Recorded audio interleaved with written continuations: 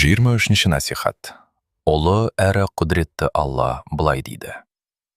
Ей иман келтіргендер! Алланы жиі зікір етіп, күндіз-түні олды мақтаңдар. Ей Мұса ибн Ғимран, сен түсіндіріп айтушы, менің сөзімді тыңда. Мен Алла, құтқарушы және жоғарғы сотшымын. Мен сенің араларында делдал жоқ. Сен қарызгерге рақымды, Алланың ашуы мен тозақ отының күшейгенін хабарла.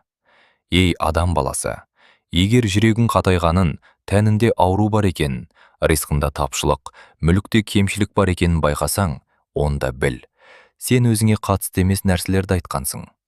Ей адам баласы, сенің иманың дұрыс болмайды, тілін адал болмайынша, ал тілін адал болмайды, өз Раббыңнан ұялатын сәтін болмайынша. Ей адам баласы, егер адамдардың кемшілігіне қарап, өз кемшіліктеріңді ұмытсаң, онда шайтанға қызмет етесің, және рахымды Алланың ашуын шақырасың.